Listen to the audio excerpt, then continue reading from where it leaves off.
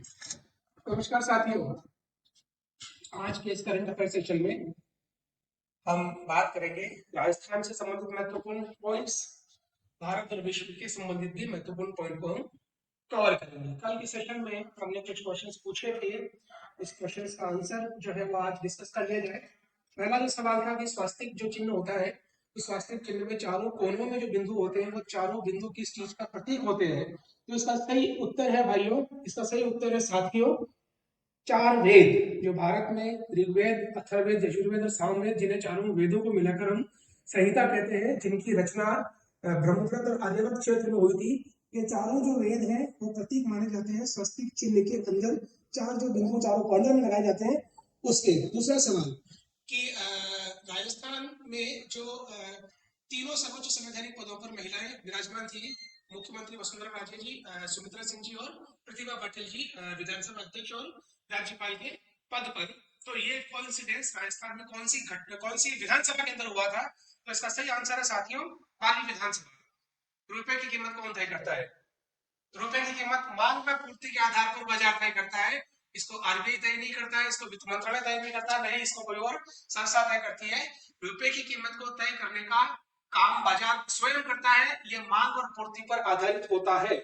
और चौथा सवाल, राष्ट्रीय आय के आंकड़े कौन जारी करता है? तो राष्ट्रीय आय के आंकड़ों में सकल घरेलू उत्पाद, शुद्ध राष्ट्रीय उत्पाद, जीडीपी, जीएनपी, एनडीपी, कई सारे आंकड़े होते हैं। सेकंड ग्रेड के फर्स्ट पेपर में भारत की राष्ट्रीय आय और उसकी अवधारणा करके एक टॉपिक दे रखा है। तो उसी पेपर में सेकंड ग्रेड के जीके के पेपर में आरपीएससी ने यह प्रश्न कई बार पूछा है कि राष्ट्रीय आय के आंकड़े कौन जारी करता है?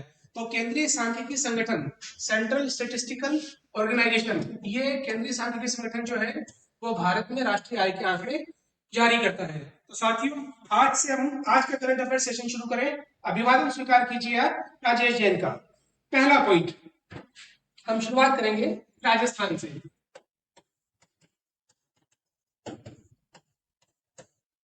राजसिको ये एक संस्था है जो राजस्थान में लघु उद्योग और हस्तशिल्प उद्योगों को बढ़ावा देने की दिशा में कार्य करती है। इसका पूरा जो फुल फॉर्म जो इसकी है, राजस्थान लघु उद्योग निगम लिमिटेड। राजसिको जो संस्था है ये उदयपुर में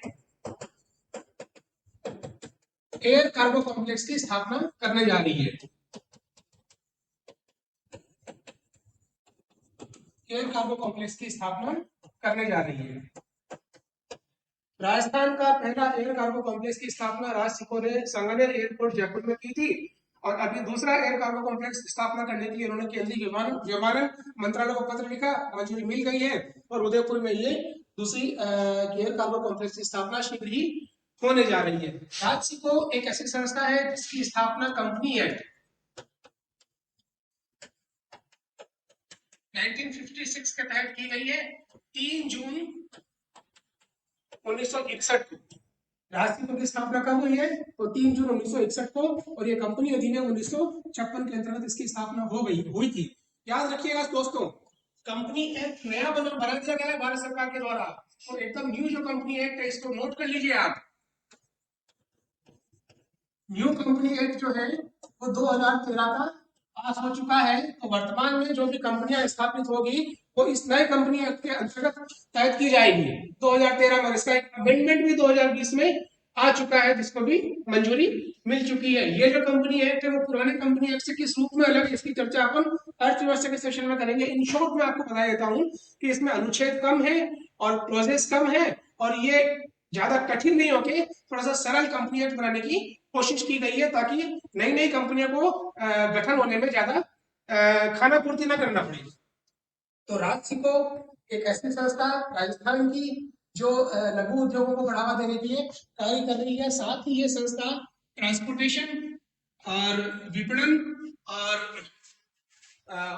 हस्तशिल्प उद्योगों को में कार्यरत लोगों को पुरस्कार देना, उनकी पेंशन के लिए कार्य करना, और भी कई कार्य करता है। Inland container depot, railway container depot, air cargo complex, ये सारे जो सुविधाएं उद्योगों को दी जा रही है वो राष्ट्रपति के द्वारा दी जा रही है। नेक्स्ट पॉइंट, दिसंबर 2022 में G20 का एक सम्मेलन राजस्थान के उदयपुर शहर में प्रस्तावित है। अभी G20 क्या है? G7 विकसित देशों का एक समूह है।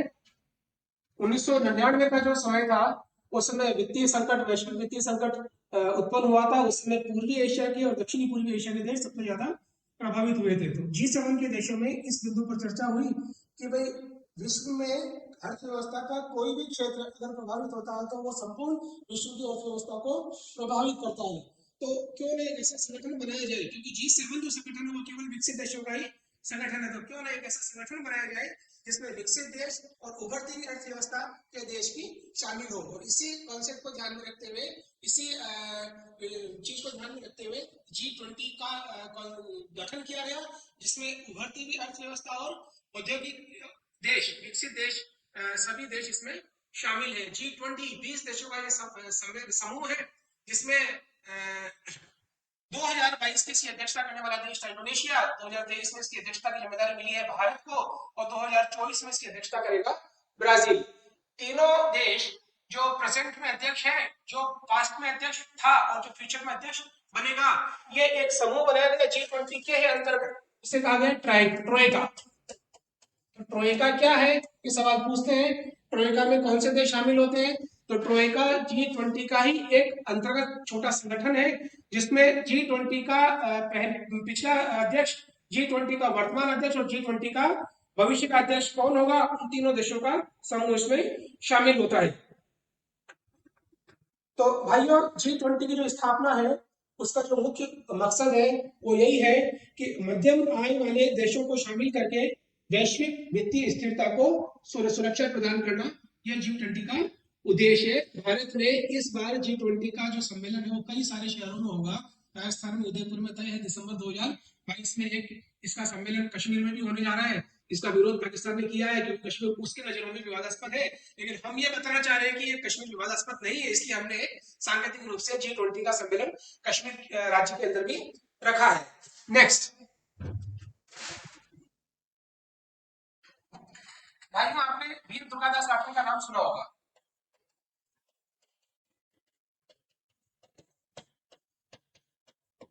वीर दुर्गादास राठौर क्या किया था इन्होंने? जसवंत सिंह जी के दरबार में, इनके पिता आस्करण जी और बाद में दुर्गादास जी राठौर जसवंत सिंह जी के दरबार में आ गए थे। इनकी माता का नाम है नेत कंवर बाई। दुर्गादास राठौर ने जसवंत सिंह जी के जब सेवा की थी, उनके सेना में सेनापति के पद पर भी आए थे। जसवंत सिंह जी की जब मृत्यु हो गई तो उनके पुत्र को मुगल बादशाह औरंगजेब ने मान्यता नहीं दी और मारवाड़ रियासत को खालसा में शामिल कर दिया। तो वीर दुर्गादास राठौर ने अपनी स्वामी भक्ति का परिचय देते हुए अजीत सिंह जी को उनका राज्य दिलाने में जबरदस्त संघर्ष किया मुगलों के विरुद्ध। इसमें उन्होंने मराठों का भी सहयोग लिया और भी राजस्थान के रियासतों का सहयोग लिया। तो ये वीर दुर्गादास राठौर, जिसके लिए मारवाड़ में कहा जाता है माई एहड़ो पूत जड़ जेहड़ो दुर्गादास। और ये दुर्गादास राठौर आपने देखा है मेवाड़ में गोला बादल, जयमल फत्ता, और मारवाड़ में जयपाल कुप्पा, ये मालदेव राठौड़ के सेना नायक थे। इधर रतन सिंह जी के सेना नायक और इधर उदय सिंह जी के सेना नायक, और एक वीर दुर्गादास राठौड़ जो जसवंत सिंह जी और अजय सिंह राठौड़ के सेना नायक थे। इतने सारे जो सेना नायक है, उन सभी सेना नायकों में वीर दुर्गादास राठौड़ के सम्मान में भारत सरकार ने 1988 में 60 पैसे का डाक टिकट भी जारी किया था। उन्हीं वीर दुर्गादास राठौड़, जिनकी छतरी उज्जैन में शिप्रा नदी के किनारे है, के लिए माननीय रक्षा मंत्री राजनाथ सिंह जी ने सावला कला गांव जोधपुर में उनकी मूर्ति का एक अनावरण किया है। तो दुर्गादास राठौड़ की मूर्ति का अनावरण कहाँ हुआ है? तो सावला कला जोधपुर किसने किया है? तो माननीय रक्षा मंत्री माननीय राजनाथ सिंह जी के द्वारा। तो ये दुर्गादास राठौड़, इनके बारे में आप थोड़ा सा ध्यान रखिए। नेक्स्ट, नोक जैसलमेर एक स्थान है। नोखा अलग है, नोखा बीकानेर में आता है, ये नोक है। जैसलमेर में क्यों चर्चित है? एनटीपीसी की ओर से सोलर प्रोजेक्ट की यहाँ पर घोषणा हुई है। नेशनल थर्मल पावर कॉर्पोरेशन की ओर से यहाँ पर एक सोलर प्रोजेक्ट की घोषणा हुई, जिसकी क्षमता जो है वो 735 मेगावाट रहेगी। याद रखिएगा भाइयों, विश्व का सबसे बड़ा सोलर पार्क कहाँ पर है? तो बड़ला जोधपुर। विश्व का सबसे बड़ा सोलर पार्क कहाँ पर है? तो बड़ला जोधपुर। और नोक में जो सोलर प्रोजेक्ट का जो उद्घाटन किया था वो प्रधानमंत्री माननीय श्री नरेंद्र जी मोदी ने किया है। नेक्स्ट, राजस्थान की कुल कितनी झीलों को संरक्षित घोषित किया है? राजस्थान की कुल 6 झीलों को संरक्षित घोषित किया है।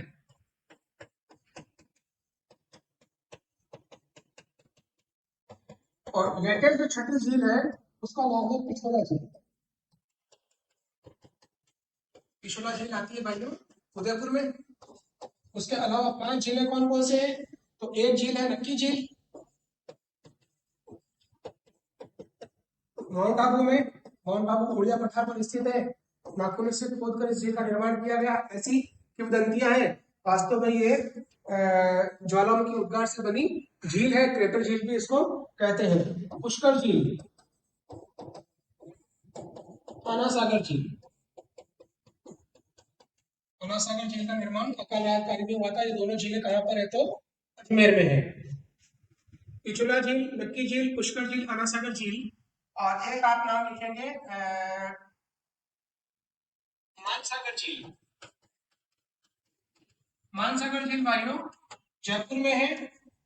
ये गर्भावती नदी पर है। सवाई जयसिंह जी ने, जब अंतिम शासक थे सवाई जयसिंह जी जिन्होंने अश्वमेध यज्ञ किया था, तो अश्वमेध यज्ञ में बाहर से आए मेहमानों को ठहराने के लिए उन्होंने इस बहुमंजिला इमारत का निर्माण किया था। जल महल जिसको हम कहते हैं वो इसी झील के बीच में है, मानसागर झील। तो राजस्थान में कुल 6 झीलें संरक्षित घोषित की गई है। पिछोला झील, नक्की झील, पुष्कर झील, अनासागर झील, मानसागर झील और छठी झील का नाम है फतेह सागर। ये भी उदयपुर में है। तो ये आप भाइयों ध्यान रखिएगा, दोस्तों ध्यान रखिएगा। राजस्थान की कुल कितनी झीलों को संरक्षित घोषित किया गया है? तो कुल 6 झीलों को संरक्षित घोषित किया गया है। नेक्स्ट, राजस्थान में चंबल नदी पर कितने बांध हैं?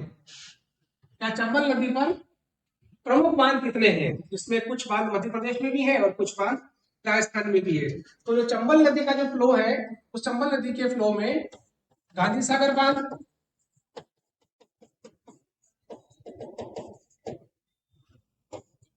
राणा प्रताप सागर बांध,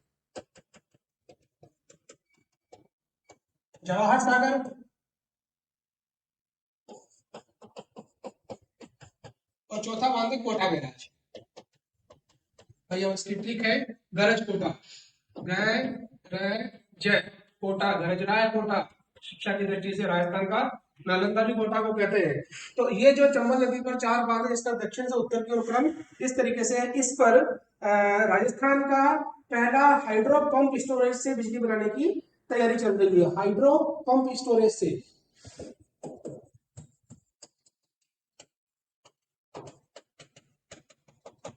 हाइड्रो पंप स्टोरेज से बिजली बनाने की तैयारी चल रही है। देखो पन बिजली, जहां डैम से बिजली बनाई जाती है, और ये एक पन बिजली से संबंधित कॉन्सेप्ट है हाइड्रो पंप स्टोरेज बिजली। इसमें पानी को पंप करके ऊंची पहाड़ी पर ले जाया जाता है और वहां से पानी को फिर नीचे गिराया जाता है। टरबाइन पर ये पानी गिरता है। बांध में जो ऊर्जा स्थितिज ऊर्जा के रूप में संचित रहती है, उसी को गतिज ऊर्जा में बदल के टरबाइन चलाई जाती है और उसी से बिजली का उत्पादन होता है। तो भाइयों ध्यान रखेंगे कि जवाहर सागर बांध जो कोटा में है, यहाँ पर राज्य का पहला हाइड्रो पंप स्टोरेज से बिजली बनाने की तैयारी चल रही है। नेक्स्ट,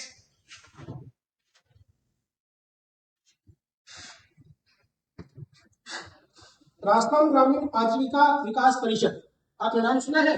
राजस्थान ग्रामीण आजीविका विकास परिषद, राजस्थान ग्रामीण आजीविका विकास परिषद। ये एक ऐसी संस्था है जो उन महिला उद्यमों को जो स्वयं सहायता समूह से संबंधित है को विभिन्न योजनाओं के द्वारा लाभान्वित करती है। तो इस संस्था ने एक एमओयू साइन किया है किसके साथ? तेलंगाना की एक संस्था है, तेलंगाना स्त्री निधि। संस्था का क्या नाम है? स्त्री निधि। ये संस्था कहाँ की है? तेलंगाना की है। इसके साथ एक एमओयू साइन किया है, मेमोरेंडम ऑफ अंडरस्टैंडिंग। एमओयू की फुल फॉर्म होती है अब इस एमओयू में उन्होंने क्या बात कही है कि भाई राजस्थान में 15 जिलों में ये योजना प्रारंभ होगी, स्टार्टिंग 6 जिलों से होगी, और स्वयं सहायता समूह में कार्य करने वाली महिलाओं को वित्तीय सशक्तिकरण के लिए एक उन्हें बल मिलेगा। तो ये राजस्थान आजीविका मिशन के द्वारा एमओयू साइन किया गया है तेलंगाना की स्त्री निधि संस्था के साथ, मेमोरेंडम ऑफ अंडरस्टैंडिंग नाम से एमओयू। और इसमें उन महिलाओं को आर्थिक शक्ति मिलेगी, आर्थिक सहायता मिलेगी जो स्वयं सहायता समूह से संबंधित है। नेक्स्ट भाइयों, आपने स्काउट गाइड संस्था का नाम सुना होगा, बैडन पावेल इसके संस्थापक थे। ये जो संस्था है वो राष्ट्रीय जम्बूरी का आयोजन करती है, अंतरराष्ट्रीय जम्बूरी भी लगती है और राष्ट्रीय जम्बूरी का भी आयोजन करती है। ये राष्ट्रीय जम्बूरी जो है उसका आयोजक स्थल इस बार राजस्थान को मिलने बनने का सौभाग्य मिला है। तो 4 से 10 जनवरी 2023, 4 से 10 जनवरी 2023 रोहट, ये पाली जिले का एक रिको इंडस्ट्रियल एरिया है। यहाँ पर अंतरराष्ट्रीय राष्ट्रीय जम्बूरी का आयोजन किया जाना है। राजस्थान में ये राजस्थान को यह सौभाग्य दूसरी बार मिला है। राष्ट्रीय जम्बूरी, दूसरे नंबर की राष्ट्रीय जम्बूरी जो थी वो जयपुर में लगाई गई थी 1956 में। उसके बाद ये जो जयंती है 18वीं राष्ट्रीय स्काउट जो जम्बूरी है वो रोहट पाली में लगाया जाना तय हुआ है। 108वीं भारतीय विज्ञान कांग्रेस का सम्मेलन होगा उदयपुर में। 108वीं भारतीय विज्ञान कांग्रेस का सम्मेलन होगा उदयपुर में। कब होगा? तो जनवरी 2023 में। साथियों ध्यान रखेंगे, राजस्थान में अप्रधान खनिज प्लांट आवंटन प्रक्रिया के तहत प्रदेश को दूसरे नंबर की वरीयता मिली है। आप ध्यान रखेंगे, उत्तर क्षेत्रीय परिषद की जो 50वीं बैठक है वो जयपुर में होने जा रही है। प्रदेश की पहली पैरा खेल अकादमी शिलान्यास जोधपुर में हुआ है। और हाई स्पीड ट्रेनों के लिए पहला डेडिकेटेड टेस्ट ट्रैक, बड़ा इंपॉर्टेंट है ये, हाई स्पीड ट्रेनों के टेस्ट के लिए पहला डेडिकेट ट्रेन टेस्ट ट्रैक नावा नागौर में बनाया जा रहा है। रोहिल खंडेला सीकर का एक गांव बड़ा चर्चित है। क्यों? यूरेनियम के उत्पादन, यूरेनियम की खनन के लिए यहाँ मंजूरी मिल गई है। तो सीकर का खंडेला क्षेत्र का रोहिल गांव, खंडेला जहाँ से कांकी नदी का उद्गम होता है, वहां से यूरेनियम के उत्पादन को मंजूरी मिली है। अभी वर्तमान में झारखंड और आंध्र प्रदेश भारत के 2 प्रमुख राज्य हैं जहाँ पर यूरेनियम का उत्पादन होते हैं। रेलवे स्टेशन जयपुर, राजस्थान का पहला रेलवे स्टेशन जो पूरी तरह से सौर ऊर्जा से चल रहा है। पेट्रोकेमिकल इन्वेस्टमेंट रीजन, पंचपत्रा में रिफाइनरी लग रही है और पेट्रोकेमिकल जो इन्वेस्टमेंट रीजन है उसमें उस रिफाइनरी के बाद पेट्रोलियम जो कि हाइड्रोकार्बन का एक मिश्रण होता है, तो पेट्रोल के अलावा जो उसके बाय प्रोडक्ट्स होते हैं उनको सेल करने के लिए, उनको बेचने से संबंधित एक इंडस्ट्रियल कॉरिडोर का गठन किया गया है। पंचपत्रा रिफाइनरी के पास ही जो पेट्रोलियम के सह उत्पाद होंगे उनको सेल करने से संबंधित है। इसकी स्थापना की है रीको ने, और ये है बोरावास और थोक, ये दोनों बाड़मेर में है, बोरावास और थोक। यहाँ पर रीको के द्वारा पेट्रोकेमिकल इंडस्ट्री से संबंधित सह उत्पाद जो भी है उनको बेचने का एक औद्योगिक क्षेत्र बनाया जा रहा है। वंदे भारत ट्रेन, राजस्थान में जयपुर को केंद्र बना के अलग अलग दिशाओं में वंदे भारत ट्रेन प्रारंभ करने की एक महत्वाकांक्षी योजना। वंदे भारत ट्रेन जयपुर से श्री गंगानगर, अजमेर, उदयपुर, कोटा, 1 2 3 4 और ये 5 जगह पर चिन्हित किया है, और जहाँ पर वंदे भारत ट्रेन राजस्थान में जल्दी ही शुरू होने जा रही है। प्रदेश का चौथा टाइगर रिजर्व बनाया गया है रामगढ़ विस्तारी अभ्यारण्य को। रामगढ़ विस्तारी बूंदी में शामिल है ये, और ये राजस्थान का चौथा टाइगर प्रोजेक्ट भी बन रहा है। और दूसरा बड़ा टाइगर प्रोजेक्ट ये बनने जा रहा है। राजस्थान का पहला टाइगर प्रोजेक्ट रणथंभौर, दूसरा सरिस्का, तीसरा मुकुंदरा हिल कोटा और चौथा रामगढ़ विषधारी, और पांचवे की जो संभावना है वो कुंभलगढ़ की होगी।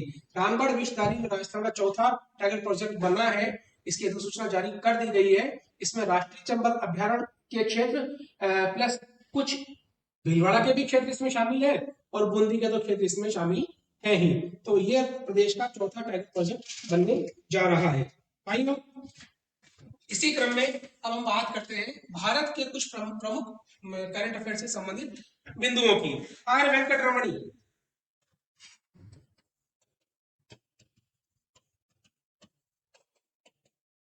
भारत के नए महान्यायवादी किए गए हैं। आर वेंकटरमणी महान्यायवादी केंद्र सरकार का प्रमुख वकील होता है और केंद्र सरकार की तरफ से सुप्रीम कोर्ट में ये पैरवी करता है। महान्यायवादी अटॉर्नी जनरल भी इनको कहते हैं।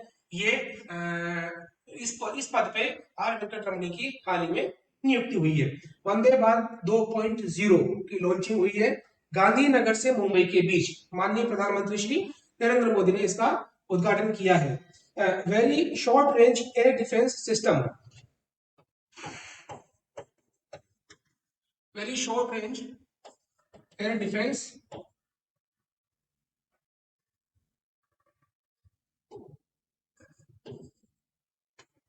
very short range air defence system, इसका उद्घाटन किया गया है, इसका परीक्षण किया गया है चांदीपुर से। चांदीपुर का होता है तो उड़ीसा में। एक मिसाइल है जो कम दूरी की मारक क्षमता रखने वाली है। इसको चांदीपुर उड़ीसा से इसका सफल परीक्षण किया है। राजस्थान में भारत में महत्वपूर्ण परीक्षण केंद्र है जिसमें एक अपने खेतोलाई पोखरण के पास में गांव है जैसलमेर जिले में, जहां पर परमाणु बम का परीक्षण होता है। एक तुम्बा केरल में है जहां पर रॉकेट का परीक्षण होता है। महेंद्रगिरी की पहाड़ियां, ये जो पूर्वी घाट में आती है महेंद्रगिरी की पहाड़ी, वहां पर क्रायोजेनिक इंजन के टेस्ट होते हैं। और बालासोर उड़ीसा, यहाँ पर मिसाइल्स के टेस्ट होते हैं। उसके अलावा फ्रेंच गुयाना और श्रीहरिकोटा ये हमारे उपग्रह प्रक्षेपण केंद्र है। डिफेंस में हम इस सब पे चर्चा करेंगे। सीडीएस मिला विदेश को नया, कौन है? Lieutenant general Anil Chauhan. आपको ध्यान रखना है प्रधानमंत्री गरीब कल्याण अन्न योजना को 3 माह के लिए बढ़ा दिया गया है। पीएफआई पर 5 साल का प्रतिबंध लगा दिया गया है। पॉपुलर फ्रंट ऑफ इंडिया आतंकवादी और देश विरोधी गतिविधियों में शामिल होने के कारण पहली बार सुप्रीम कोर्ट की संवैधानिक पीठ की सीधी कार्रवाई शुरू हुई है। ये भारतीय न्यायपालिका के इतिहास की बड़ी महत्वपूर्ण घटना है। ऑपरेशन मेघचक्र, सीबीआई ने ऑनलाइन बाल यौन शोषण सामग्री के प्रसार का मुकाबला करने के लिए ऑपरेशन मेघचक्र का नाम से एक नया ऑपरेशन शुरू किया है। हर घर जल मिशन योजना से लाभान्वित होने वाला देश का पहला राज्य बना है गोवा। कुछ पॉइंट्स विश्व के घटनाओं के बारे में। भारत ने अभी हाल ही में एक देश के साथ 2000 करोड़ का रक्षा समझौता किया है। उस देश का नाम है अर्मेनिया। अर्मेनिया और अजरबैजान, कई बार इसकी चर्चा हो चुकी है। अर्मेनिया और अजरबैजान इसी समय सोवियत रूस के हिस्सा थे, बाद में ये उससे अलग हो गए। एक मुस्लिम बहुल देश और एक क्रिश्चियन बहुल देश, इन दोनों देशों के बीच में क्षेत्र को लेकर संघर्ष चल रहा है। समय समय पर इनके बीच में कई बार युद्ध हो चुके हैं। तो हाल ही में भारत ने अर्मेनिया के साथ एक रक्षा डील की है, 2000 करोड़ का समझौता किया है। वो भारत इनको, इस देश को अपने रक्षा जो इक्विपमेंट्स है, सामग्री है, वो बेचेगा। इटली की पहली महिला प्रधानमंत्री बनी है Giorgia Meloni. Giorgia Meloni Italy की पहली महिला प्रधानमंत्री बनी है। इनकी राजनीतिक दल का नाम है brothers of Italy. Brothers of Italy, आपको ध्यान रखना है।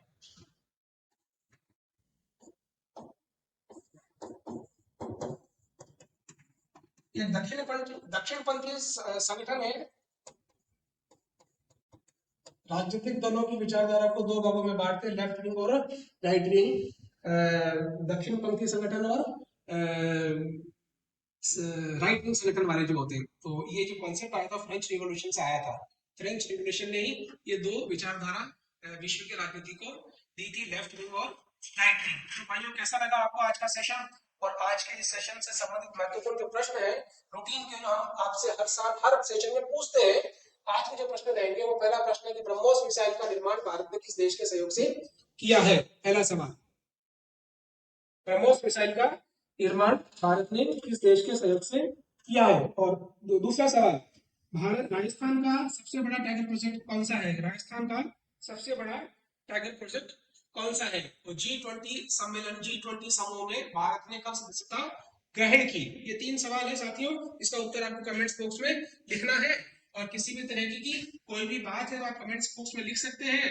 आपको ये सेशन पसंद आ रहे होंगे, मेरी स्पीड को लेकर या मेरे राइटिंग को लेकर या मेरे फैक्ट को लेकर अगर किसी भी प्रकार का कोई कमेंट आपको लिखना है तो बेझिझक आप कमेंट बॉक्स में लिखिए। हम लगातार इसमें सुधार प्रक्रिया जारी रखेंगे और हम अपना कोर्स आर्यन कोचिंग एक पर जो प्ले स्टोर से आप डाउनलोड कर सकते हैं वे लॉन्च करने जा रहे हैं और नियमित रूप से हम करंट अफेयर सेशन जारी रखेंगे। उसके अलावा second grade, first grade, REET, constable, patwari, RAS, sub inspector जैसे कई महत्वपूर्ण जो एग्जाम्स होते हैं, एसएससी और बैंक भी, उससे संबंधित सारे पैकेज जो है हम आपको उपलब्ध करवाएंगे। करंट अफेयर्स का जो सेशन रहेगा वो हमेशा रहेगा और ये सेशन जो है क्लैट की तैयारी करने वाले छात्रों के लिए, एसएससी की तैयारी करने वाले छात्रों के लिए, बैंक की तैयारी करने वाले छात्रों के लिए, फर्स्ट ग्रेड, आरएस, एसआई और यूपीएससी के एग्जाम्स की तैयारी करने वाले सभी छात्रों के लिए बहुत ही महत्वपूर्ण रहेगा। धन्यवाद दोस्तों।